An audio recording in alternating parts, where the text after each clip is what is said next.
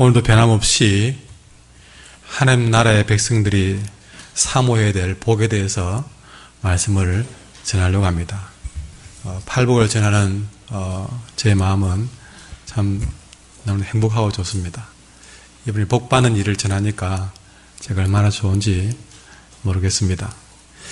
그런데 우리가 이 팔복에 대한 말씀을 들을 때마다 느끼는 거지만 하나님이 말씀하시는 복은 우리가 생각했던 것하고 늘 달랐다는 사실이죠. 그래서 성경을 보면 항상 우리가 생각했던 것하고 다른 게 너무 많습니다. 그래서 항상 놀라고 놀랄 따름이죠. 그 이유는 단 하나밖에 없습니다. 왜 이렇게 하나님의 생각과 우리의 생각이 달랐는가? 우리가 죄인이기 때문에 그렇습니다. 죄인으로서 잘못 걸어왔고 잘못 생각해왔고 잘못 보아왔고 잘못 살아왔기 때문에 우리가 하나님 앞에서는 다 바꿀 것밖에 없는 겁니다. 우리가 하나님 앞에서 내가 다 알고 있는 이야기고 다 해온 이야기라면 이렇게 말씀을 들을 이유도 없는 것이죠. 그래서 저는 하나님은 참 우리에게 늘 역설적인 축복을 하신다, 그런 생각을 합니다. 이 팔복에 대한 말씀을 전하면서 우리 찬양대 찬양도 역설적이다 생각해 봤습니다. 지난주에 애통한 자는 복이 있나니 하려고 했는데 찬양은 아주 기쁨의 찬양을 하셨고, 오늘 온유한 자는 복이 있다고 했는데 전진 했습니다. 순간적으로 이거 어떻게 하지 생각했는데 이제 하나님의 역설적인 분이야. 참으로 나중에 보면 알지만 왜 이 전진이 오늘 온유한 말씀에 녹아들었는지 잘 들을 수 있길 바랍니다. 하나님은 이렇게 항상 우리가 생각하는 건 전 다른 거 가지고 하나님의 뜻을 이루어가는데요.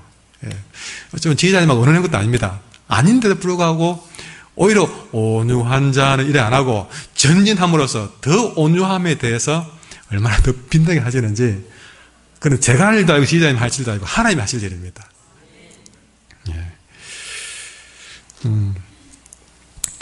자, 오늘 하나님은 우리가 사모해야 될 복은 세 번째는 무엇이냐? 여러분, 우리 5절 말씀을 같이 읽어보겠습니다. 시작. 온유한 자는 복이 있나니 그들이 땅을 기업으로 받을 것이며. 아멘. 우리 교인들 머리가 너무 좋기 때문에 한번 읽은 것 안 보고도 읽을 줄 알 것 같아요. 자, 제 눈을 보고 시작.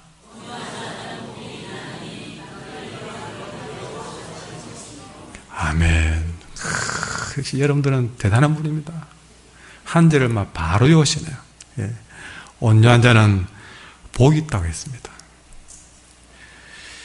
여러분, 주님은 분명히 말했습니다. 돌려 말한 것도 아닙니다. 온유한 자가 복이 있다고 했습니다. 어떤 복을 받느냐? 그들이 땅을 차지할 것이라고 선을 냈습니다. 이 말씀이 깊어서 오늘 낮에는 온유한 자는 복이 있다는 말씀으로 온유한 자가 뭔지를 말씀드리고, 저녁에는 이렇게 온유한 자가 어떤 복을 받는지 그런 저녁에 말씀을 드리려고 합니다. 이 말은 저녁에도 나오셔서 들으셔야만이 오늘 말씀을 완전히 듣는 겁니다. 평소에 안 오신 분들도 오늘 저녁에 꼭 나올 수 있기를 바랍니다. 세 분밖에 얘기 안 하시네요. 자, 오늘 그러면 성경이 말하는, 세상이 말하는 그런 온유가 아니라 성경이 말하는 온유한 사람은 어떤 사람인가? 여러분은 어떤 사람이 온유한 사람이라고 생각합니까? 이 말을 문자적으로 볼 때는 온유한 사람이라 그러면 여간해서 화를 내지 않는 사람, 우리는 그런 사람을 온유하다 그렇게 생각합니다. 늘 미소를 머금고 다른 사람을 지그시 바라보는 사람, 그런 사람을 온유하다 말합니다. 말을 해도 부드럽게 말을 하고 신사적으로 행동하는 사람, 또 말이나 표정이 있어서 편안하게 해주는 사람, 우리는 그런 사람을 온유한 사람이라고 얘기합니다. 유대인들도 그렇게 생각했고 오늘날 우리들도 그렇게 생각을 합니다. 그러나 성경이 말하는 온유한 사람은 우리가 생각했던 온유한 사람하고 다릅니다. 물론 방금 말씀드렸던 그렇게 부드럽고 또 신사적인 사람도 분명히 온유한 사람이 맞습니다. 그게 아니라고 한 것은 아닙니다. 그러나 좀 더 성경적인 온유한 사람은 어떤 것이냐? 오늘 저는 네 가지로 말씀드리려고 합니다. 제일 먼저 성경에서 온유한 사람은요, 무엇보다 여러분 자기 자신에게 강한 사람이 온유한 사람입니다. 자기 자신도 잘 다스리지 못하고 남에게 온유한 것은 온유한 것이 아니다는 것이죠. 그건 약한 겁니다. 우리가 약한 것과 온유한 것을 자꾸만 우리가 혼동할 수 있는데 성경은 분명히 말합니다. 먼저 자기 자신에게 강해라. 모두 온유한 사람이 되기 위해서는 자기 자신에게 강한 사람이 되어야 하는 것이죠. 우리가 기억해 볼 것은요, 우리가 앞에서 팔복을 말하면서 우리가 두 개를 했습니다. 제일 먼저 어떤 사람이 보겠다 했습니까? 심령이 가난한 사람이 보겠다 했습니다. 여러분, 제일 먼저 하나님 앞에서 철저하게 가난한 심령이 되어봐야 온유한 사람이 될 수 있습니다. 그리고 지난주에는 애통한 사람이 복이 있다고 그랬습니다. 그러니까 자기 안에 있는 죄를 놓고 가슴을 치면서 통곡하며 애통해 본 사람만이 진정 온유한 사람이 되어 수 있다는 것이죠. 아직도 자기의 의의가 대나무같이 꿋꿋이 살아있는 사람은 아무리 몸부림쳐도 성경적인 온유한 사람은 될 수가 없습니다. 자기의 의의가 살아있는 사람 말이죠. 나는 죄인이라고 고백하고 탕자처럼 두 손 들고 하나님께 나올 수 있는 그런 심령을 가져야만이 적어도 온유한 마음이 어떤 것인지, 여러분 옛날에 네가 개맛을 알아 그러잖아요. 진짜 온유한 맛을 알려면 탕자처럼 내가 죄인인 줄 알고 그렇게 가난한 심령으로 엎드릴 줄 아는 사람만이 온유한 맛을 안다 것입니다. 그러니 온유한 사람을 만나면 그 사람은 자랑하는 게 없습니다. 진짜 온유한 사람은요, 자기 자랑이 없습니다. 그리고 자기의 권한도 주장하지 않습니다. 내게 자랑할 것이 없고 내가 주장할 수 있는 특권이 없다는 것을 우리가 인정을 하지 않으면, 우리가 이런 마음을 갖지 않으면 겉으로 아무리 부드럽게 친절하게 웃어도 여러분 표정은 그렇게 만들 수 있지만 성경이 말하는 온유한 성품은 가질 수가 없다는 사실입니다. 여러분, 그러니 진정 온유한 사람은 자기 자신에게 강한 사람이 되어야 됩니다. 이런 온유한 사람은 자기 자신의 약함을 너무나도 잘 알기 때문에 다른 사람을 정죄하지 않습니다. 그래서 온유한 겁니다. 그저 참아서 온유한 게 아니라 내가 약하다는 사실을 너무나도 잘 알고 내가 죄인인 것을 너무나 잘 알기 때문에 다른 사람의 죄를 봐도 정죄할 것이 없는 것이죠. 그래서 온유하다는 것이죠. 이해가 되십니까? 자기의 부족함을 알기에 하나님을 전적으로 의지합니다. 그래서 온유한 겁니다. 그래서 이 팔복은 서로 떨어지는 것이 아니라 서로 도와주고 있다는 사실이죠. 그러니 심령을 가난하게 갖고 늘 자신의 죄를 놓고 애통할 줄 아는 사람, 바로 그런 사람이 온유한 사람이라는 것입니다. 두 번째, 이렇게 자신에게는 강하지만 다른 사람에 대해서는 관대한 사람이 온유한 사람입니다. 보통 사람은 자기에게는 관대하고 남에게는 엄격합니다.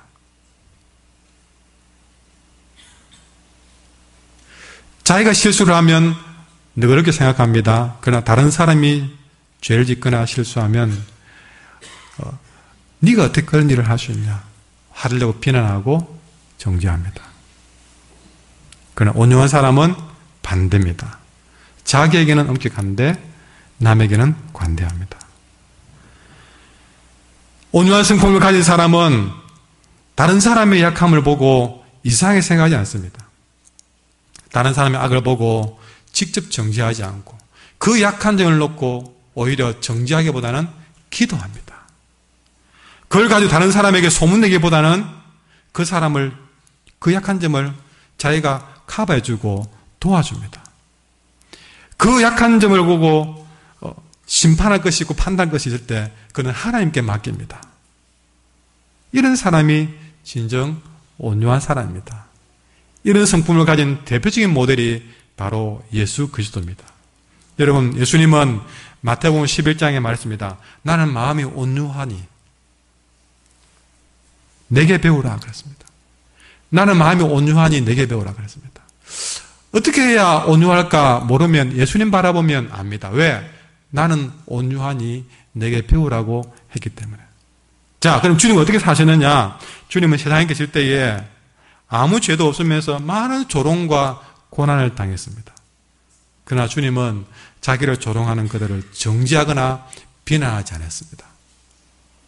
주님은 죄 없이 모욕을 당했습니다. 그러나 자기를 욕하는 그 사람을 맞받아 욕하지 않았습니다. 주님은 죄 없이 고난을 당했지만 자기를 괴롭히고 가시 면류관을 씌우고 창으로 찌르는 그들을 위협하지 않았습니다. 오히려 그 모든 고난을 받을 때에 그는 털 깎는 양처럼 그 자신에게 고통을 당하는 그들 앞에 털 깎임을 당하는 양처럼 침묵했습니다. 그래 깎아라. 주님은 자신을 십자가에 못 박아 매달고 조롱하는 자들을 위해서 오히려 그들의 죄를 용서해달라고 기도했습니다. 누가복음 23장 34절에 보니까 아버지 저 사람들을 용서해 주십시오. 저 사람들은 자기네가 무슨 일을 하는지 알지 못하고 저럽니다. 바로 이것이 예수님께서 우리에게 가르쳐주시는 온유한 사람의 모습입니다.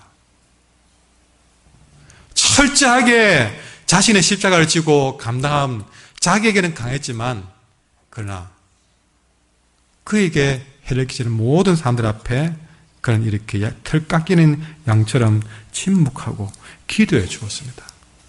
바로 이것이 온유한 사람이다.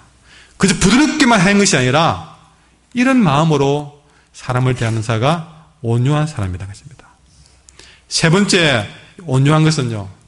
이 온유한 것은 태어날 때부터 지닌 성품이 아니라 훈련받아진 성품이라는 것을 성경은 말씀해 주고 있습니다. 우리는 처음 가진 성품을 가지고서는 절대 온유할 수가 없습니다. 그런데 이런 성품을 우리는 훈련받아지고 길들여져야 온유한 성품을 만들어갈 수 있습니다. 여러분, 온유하다는 단어를 영어로는 여러 가지를 쓰고 있는데요. 어떤 영어 성경에는 우리가 젠틀맨 그러잖아요. 그죠? 바로 이 젠틀 단어를 쓰고 있습니다. 그리고 어떤 성경에는 meek라는 단어를 쓰고 있습니다. 이건 다 부드럽다, 유순하다 이런 뜻을 가지고 있습니다. 그런데 유독 또 어떤 면에서는 이 온유라는 단어를 어떤 단어를 쓰고 있느냐? tame이라는 단어를 T-A-M-E 이 tame이라는 단어를 쓰고 있는데 이 단어는 조금 뜻이 의미가 다릅니다. 이 단어를 찾아보면요. 어떤 표현을 하고 있냐? 이것은 길들린, 훈련이 잘 된 이런 뜻을 가지고 있습니다. 그러니까 진정 더 성숙한 온유는 무엇이냐? 물론 부드러운 것도 또 유순한 것도 온순한 것도 있지만 이것이 되기 위해서 무엇이 되어져야 되느냐? 길들여져야 된다. 훈련되어져야 된다. 이 타임이 되어야 된다는 것이죠. 이 길들여지고 훈련되어진 온유를 진정한 온유라고 말하고 있습니다. 주님이 찾으시는 온유가 바로 이런 온유다. 다시 말해서 진정 온유한 자는 무엇이냐? 하나님의 말씀에 의해서 성령에 의해서 잘 길들여지고 잘 훈련되어져서 만들어진 성품이라는 것입니다. 다른 것도 많이 있지만 특별히 온유함은 길들여지고 훈련되어져야만이 진정 주님 원하시는 온유한 모습으로 세우셨다는 것이죠. 우리 원래의 모습은 어떻습니까? 흔히 그러잖아요. 야, 성깔 없는 사람 누가 있겠냐? 그럽니다. 아무리 부드러워 보여도 여러분 한 서너 번 욕하고 입꼬리 찌르면요 버락 화를 내게 되겠습니다. 성깔하는 사람 없다는 거 우리 다 알고 있지 않습니까? 우리는 가만히 내버려두면 야생마처럼 난폭해지기 쉬운 기질을 다 갖고 있습니다. 여러분 살인을 저질렀다 해서 그 사람들이 원래부터 살인을 저지를 만한 그런 사람일까요? 아닙니다. 다들 말하기로 우리하고 똑같은 사람입니다. 우리보다 그들이 훨씬 못한 걸 가져서 그들이 살인을 저지르고 강도짓을 하는 것이 아닙니다. 어쩌면은 우리보다 더 부드럽고 더 좋은 성품을 가진 사람들도 그 중에는 있다는 사실이죠. 그러니 다 기본적으로는 우리가 길들이지 않으면 온유해질 수가 없습니다. 그러나 이런 성품을 가지고 있지만 내 마음에 말씀이 들어오고 내 마음께서 성령께서 들어오셔서 이 야생마처럼 난폭하기 쉬운 정말 성깔 있는 우리들을 말씀이 들어와서 깎고 다듬고 길들이고 다스리고 균형 잡아주고 깨닫게 해주고 변화시키고 씻기고 닦이고 훈련시키고 그렇게 해서 점점 만들어지는 것이 온유한 성품이라는 것입니다. 여러분 모세만 보더라도 그렇습니다. 모세는 길들이지 않을 때는요 40대에 살인을 저질렀습니다. 그러나 그가 40년 동안 미디안 광야에서 잘 길들여지고 훈련되어질 때는요 정말 주님이 뭔가를 사명을 줘도 나는 그 일 못합니다 할 정도로 온순해져서 온유해져서 나중에는 주님이 하신 말씀이 민수기에 모세보다 온유한 사람을 본 적이 없다 그랬습니다.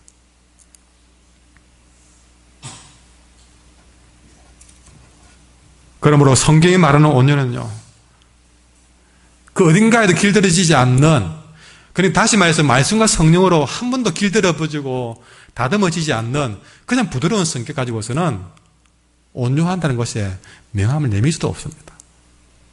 진정 성경이 말하는 온유는 천성적인 부드러움이 아니라 예수를 믿고 성령을 받은 후에 또 말씀을 들은 후에 그 안에 성령의 역사하고 말씀의 역사에서 그 성령의 역사로 열매로 만들어진 신적인 성품이 바로 진정한 온유다는 것입니다. 그래서 성령의 9가지 열매 가운데 온유가 딱 들어있습니다. 하나님 나라의 백성들은 이렇게 성경과 성령이 다듬어 놓고 길들여 놓고 다스려 놓고 훈련되어진 온유함을 가지고 있어야 진정 땅을 차지해가는 복된 자가 될 수 있다는 것입니다. 다시 말하지만 예수님보다 하나님의 말씀에 잘 길들여진 분은 세상에 더 없는 줄 믿습니다. 다시 말해서 예수님보다 하나님의 말씀에 순종하는 자가 없다는 것입니다. 왜? 예수님은 죽기까지 하나님의 뜻에 순종했다는 사실입니다. 여러분, 그분은 십자가의 길을 가셔야만 했습니다. 여러분, 그 십자가의 길을 누가 가겠습니까? 여러분은 가라면 그 십자가에 매달리겠습니까? 아무 죄도 없는데 죄를 가지고 있어도 그걸 매달리기 힘든데 아무 죄도 없는 분이 하나님이신 분이 왜 굳이 그 십자가의 길을 가셔야만 되겠습니까? 아마 우리는 천번 만번도 우리는 하나님 앞에 굳이 내가 해야 됩니까? 왜 내가 가야 됩니까? 우리는 분명히 그랬을 것입니다. 그분도 그 마지막 십자가를 앞두고 기도하면서 겟세마네 동산에서 이 잔을 내가 마셔야 되겠습니까? 했을 때 그러나 그가 기도할 때 아버지의 뜻이라면 이 잔을 마시겠습니다. 이것이 뭡니까? 여러분, 이것이 바로 말씀으로 길들여진 훈련되어진 온유함입니다. 원래 성품은 그걸 못하는 거예요. 그러나 주님의 뜻이라면, 아버지 뜻이라면 그 뜻에 나를 100% 내맡기는 것, 그것이 말씀에 훈련되어지고 다스려지는 삶이에요. 나는 이렇게 하고 싶은데 말씀이 가라고 하니까 나는 가고 싶은데 말씀 쓰라면 쓰고, 나는 쓰고 싶은데 가라면 가고, 나는 안 하고 싶은데 하라면 하고, 아버지의 뜻이라면 그 말씀에 성령의 내 마음이 다스려지는 것, 그것이 온유한 성품이다 것이죠.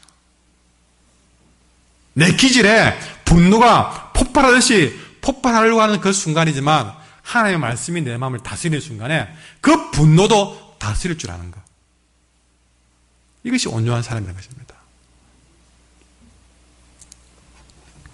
마지막으로 진정 온유한 사람은 하나님께 진심으로 순종하는 사람입니다.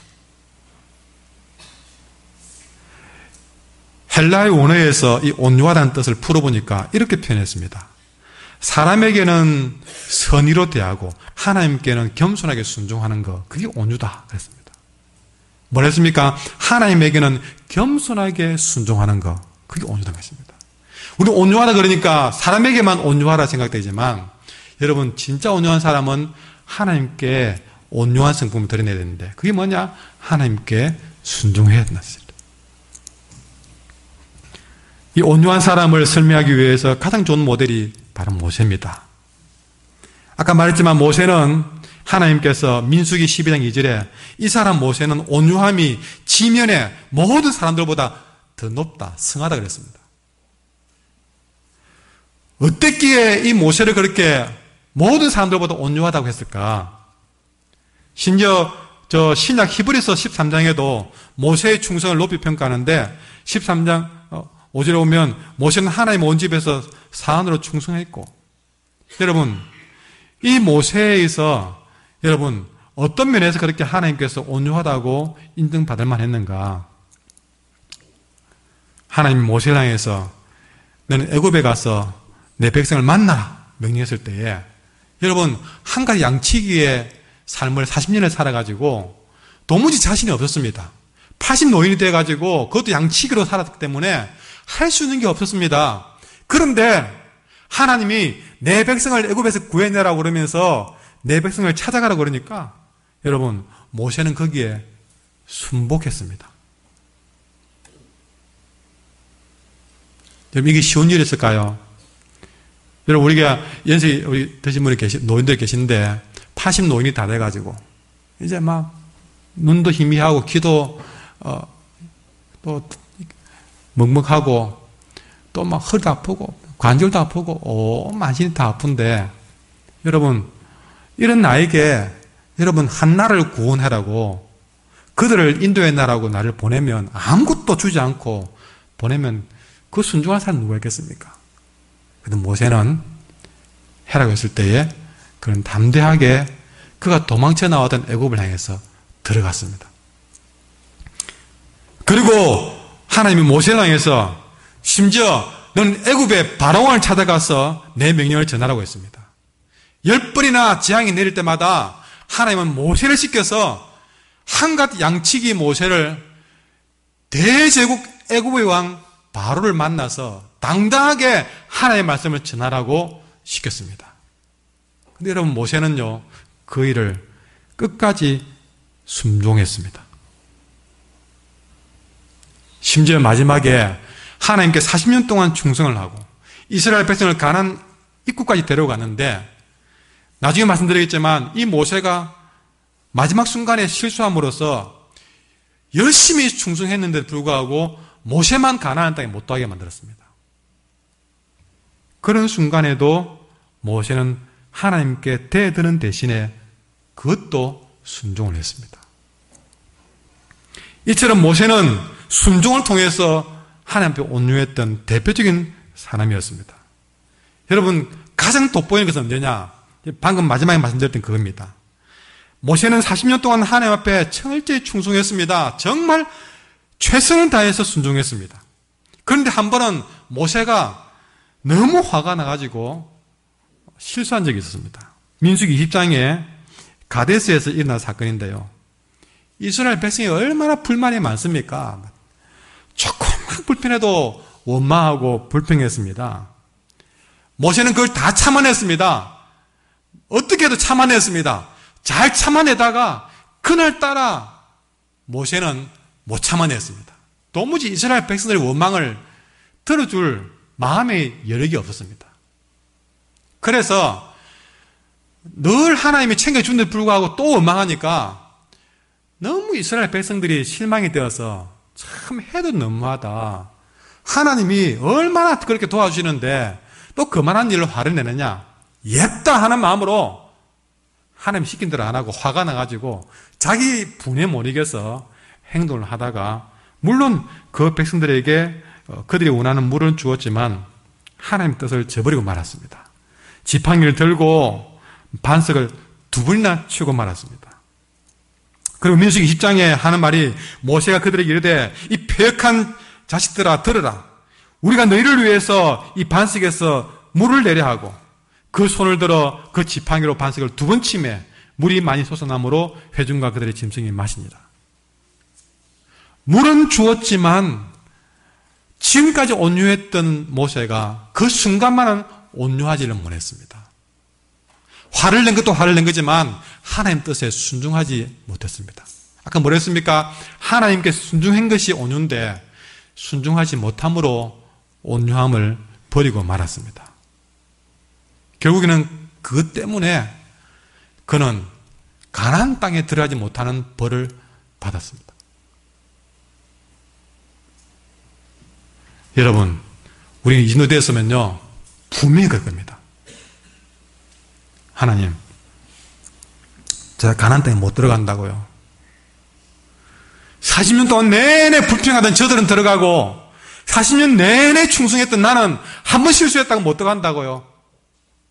더 이상 하나님 안 아낍니다. 하나님 그런 분입니까? 어떻게 판단 안 섭니까? 40년 내내 불평한 저들은 들어갈 수 있는데 한 번 실수한 나는 어떻게 그럴 수 있습니까? 분명히 그럴 가능성이 많았습니다. 그러나 여러분, 바로 그런 순간에 이 모세는 자기가 범한 오만함과 방자함의 실수를 깨닫고 다시 온유해졌습니다. 어떻게 해요?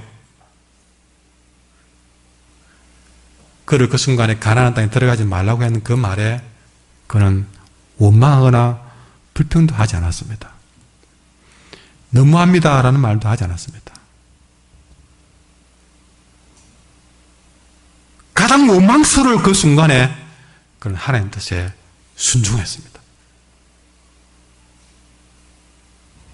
심지어 자기를 원망하고 대들고 온유함을 지키지 못하게 만들었던 그 백성들, 우리 생각할 때 너 때문에 내가 이래 됐다 그럴 수 있었지만 그 백성들을 향해서도 위로하고 격려하고 축복했습니다.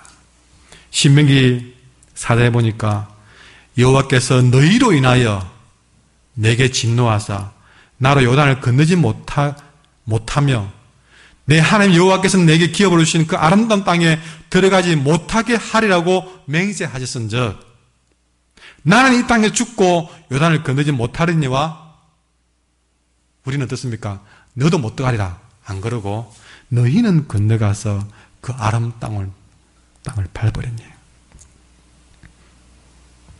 오늘 내가 네게 명하는 여호와의 규례와 명령을 지키라. 너와 내 후손이 복을 받아 네 하나님 여호와께서 네게 주는 땅에서 한없이 오래 살리라. 한없이 미울 수 있겠지만 하나님 뜻에 순종함으로써 그들을 축복하는 모습을 볼 수 있습니다. 얼마나 온유한 것인지, 온유가 어떤 것인지를 말씀해 줍니다.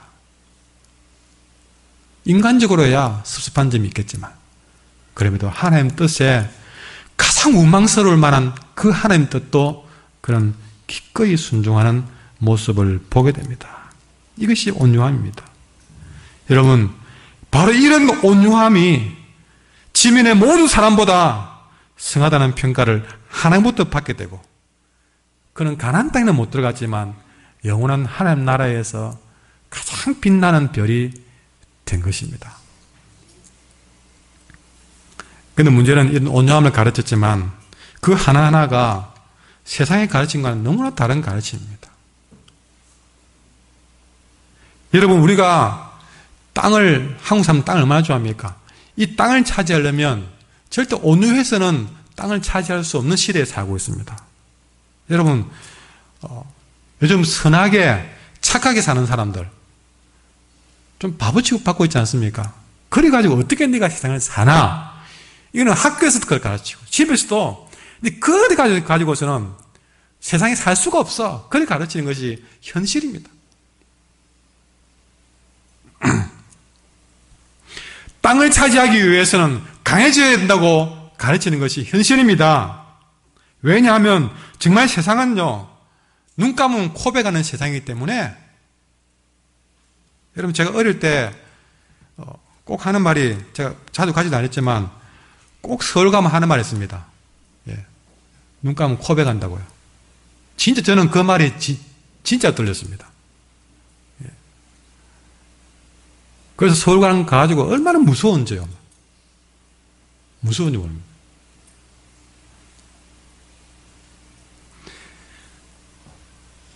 우리는 땅을 조금이라도 더 차지하기 위해서 보다 더 강한 군대, 더 좋은 무기를 사모으고 있습니다.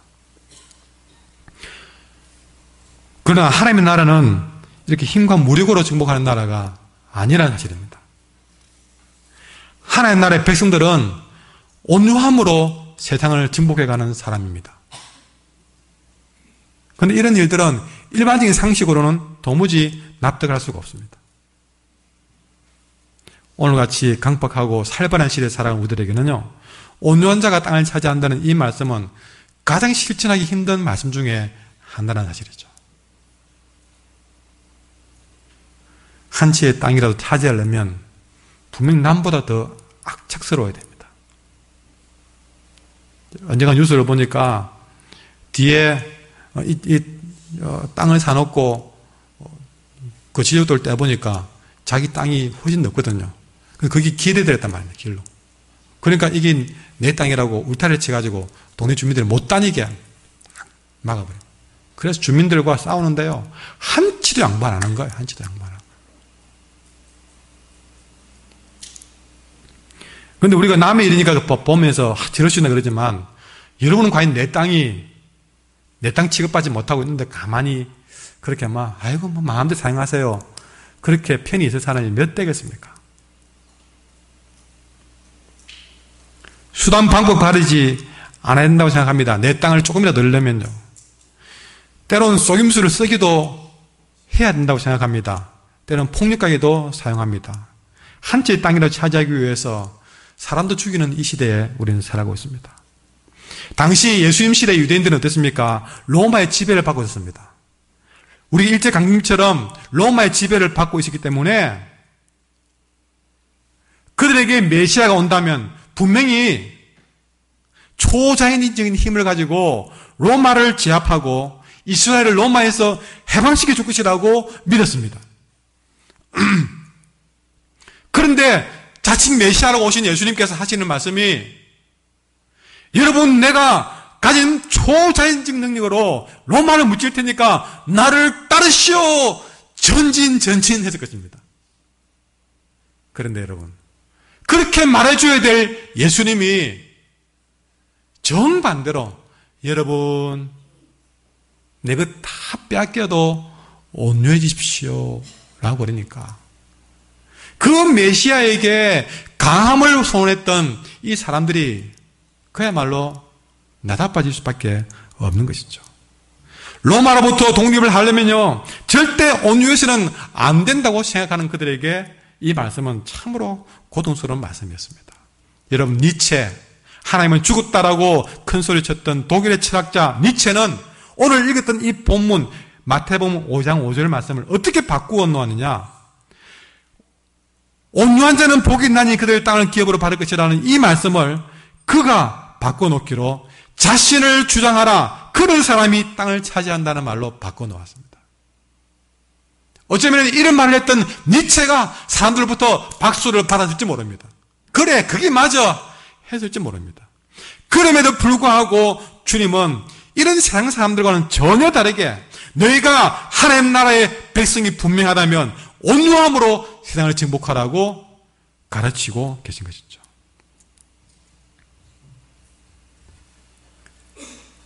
중요한 것은 이렇게 철저하게 온유하셨던 예수님은 그 온유하심의 능력 가지고 마귀의 손에 있던 세상을 완전히 정복하고 말았습니다. 찰스 렌 케네디라는 작가가 쓴 무서운 온유자라는 단막극이 있습니다. 무서운 온유자. 이 단막극에는요, 이 작가가 두 가지의 힘을 이 단막극에서 보여주는데, 하나는 예수님의 온유한 힘이고, 하나는 로마 황제의 무서운 군대의 힘입니다. 세상에 볼 때는 예수님은 이 로마의 군대 앞에 철저히 당하게 되어 있는 것이죠. 그런데 이 두 종류의 힘을 어디서 맞대었냐? 여러분, 바로 이 단막극의 배경은 십자가 처형 현장인 골고다 언덕입니다. 이 골고다 언덕에서 예수님의 온유한 힘과 로마 군대의 칼의 힘이 딱 맞았습니다. 이 두 종류의 힘이 마주친 이 골고다 언덕에서 여러분, 이 예수님을 십자가에 처하는 이 집행을 총책임 맞은 자가 백부장인데, 이 백부장이 로마 군대의 이름으로 이 예수님을 십자가에서 매달고 완전히 처형하는 일을 담당했습니다. 그래서 십자가형에서 가장 가까이에서 이 사건을 가장 자세히 본 사람은 바로 이 일을 집행했던 백부장이 가장 정확하게 봤습니다. 그런데 여러분, 이 십자가 현장에서 예수님의 온유한 힘과 로마 군대의 칼의 힘이 붙었을 때 제일 마지막에 이 일을 집행했던 백부장이 심판처럼 결론을 내리게 되는데, 어떤 결론을 내렸느냐? 누가복음 23장 47절에 이렇게 기록해 놨습니다. 백부장이 이 된 일을 보고, 그러니까 예수님의 온유한 힘과 로마 군대의 칼의 힘이 붙었던 이 현장에서 된 일을 보고 어떻게 했느냐? 하나님께 영광을 돌리면서 한 말이, 예수님을 향해서 뭐라 했습니까? 이 사람이 정녕 의인이었도다. 그 현장에서 심판격으로 백부장이 누구의 손을 들었느냐? 로마 군대의 칼의 힘을 가진 자의 손을 든 것이 아니라 이 사람이 정녕 의인이었다 그러면서 백부장이라는 심판은 예수님의 손을 지켜들었습니다. 마태복음과 마가복음에서는요, 어떻게 표현했냐? 이 백부장의 말을 이렇게 표현했습니다. 이는 진실로 하나님의 아들이었도다 그랬습니다. 십자가에서 붙어보니까 이분이 진짜 하나님의 아들이었다는 사실을 백부장이 발견을 한 것입니다. 만약에 베드로가 그랬다 그러면 지편이니까 그렇게 하겠죠. 그러나 예수님을 십자가에서 정했던 사람이 내린 결론이 예수님이 이겼다는 것이죠.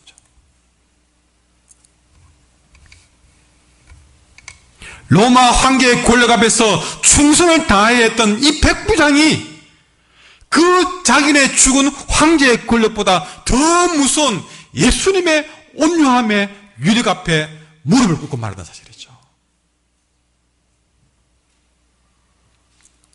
이 십자가 앞에서 백부장이 깨달은 것은, 참으로 강력한 힘이란 것은 저 칼과 창의 폭력이 아니라 그 칼과 창의 폭력을 다 받아낸 주님의 온유함이 진짜 강하고 무서운 힘이었다는 사실이죠.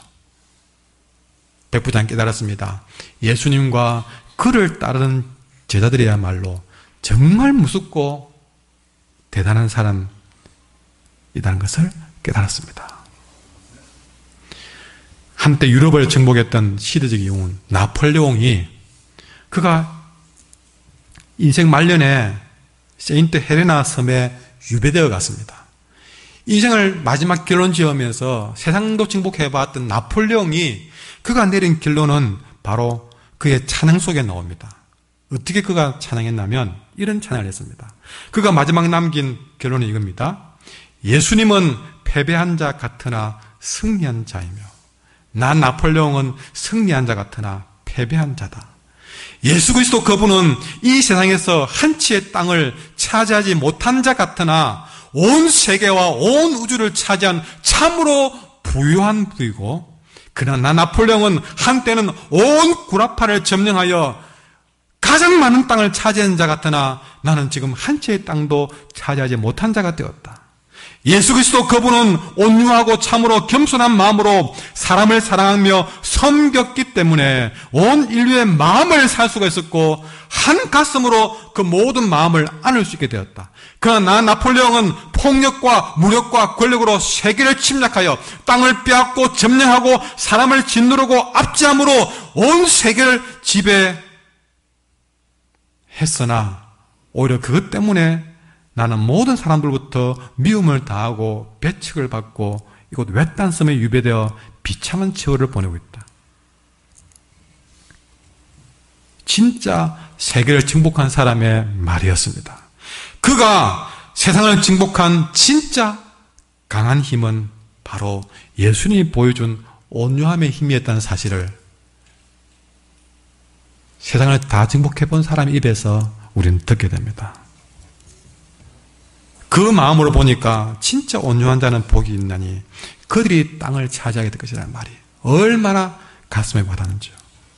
우리가 참으로 땅을 차지할 수 있는 제대로 된 힘을 가지려면 나폴레옹처럼 징기스칸처럼 그의 힘을 가지고 행사한 폭력과 무력으로 얻는 것이 아니라 예수님처럼 모세처럼 진실로 자기 자신에게는 강하고 남에게는 관대하면서 정말 말씀과 성령으로 잘 길들여진 그런 온유함으로 주님 앞에 순종하며 살아가는 바로 그 온유한 힘으로 살아가는 자가 진정 세상의 땅을 차지하는 자가 될 것입니다.